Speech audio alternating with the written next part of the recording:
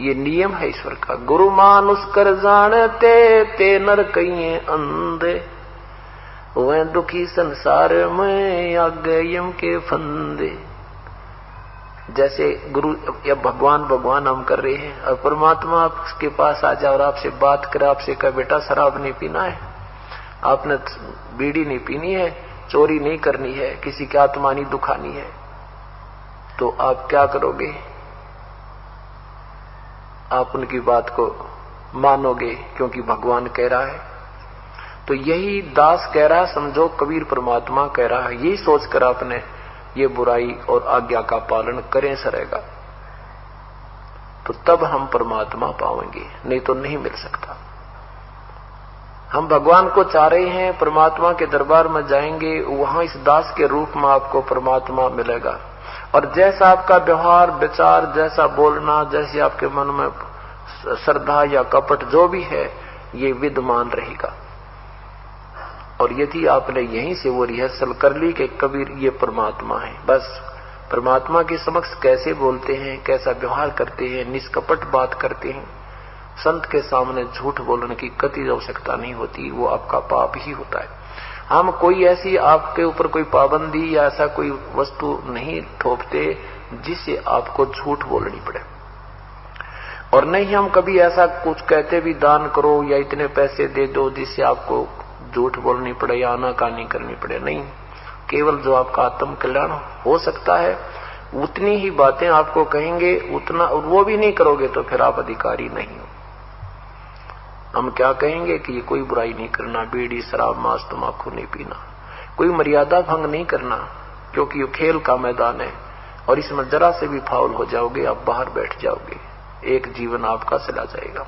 तो हमने फाउल नहीं होना। फाउल पॉइंट अब धीरे धीरे आपके समझ में आ जाएंगे, कुछ कथाओं के माध्यम से और कुछ इस फॉर्म के ऊपर जो लिखे होते हैं इसमें भी हमने कुछ लिखे हैं, कुछ आप वैसे कॉमन सेंस से भी समझ जाओगे कि ऐसे ऐसे होता है। एक भक्त नाम लेने, उसको कहा भाई मैं तेरा नाम टूट गया, और 1-1.5 वर्ष से नाम दे रखा, जो बोला नो कुकर टूट गया। अरे तेरा गजब भैया, गुरु जी कह रहे भी तेरा नाम खंड हो गया, और आगे से ये बोल रहा है नो कुकर टूट गया।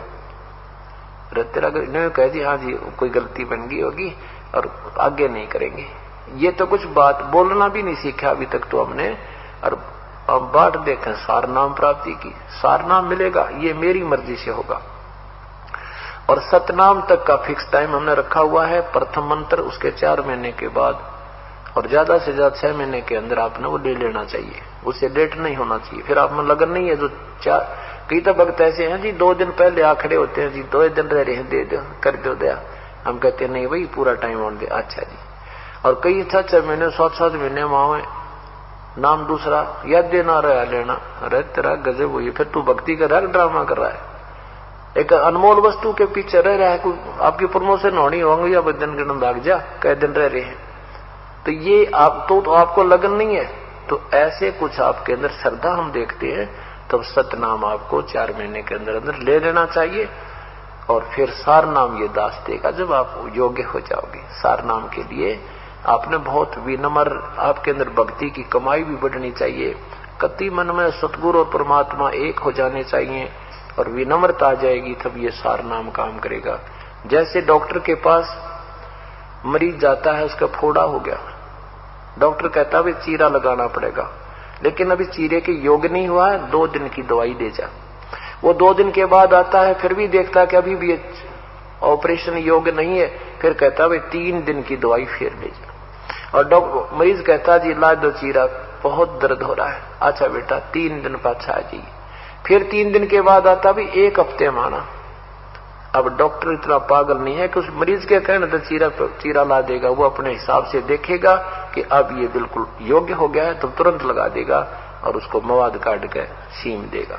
तो ऐसे ही जब आप योग्य हो जाओगे, आप प्रार्थना करते रहिए, लेकिन दास जब चाहेगा तभी ये चीरा लगेगा, अर्थात सार नाम आपको मिलेगा। बोलो सतगुरुदेव की।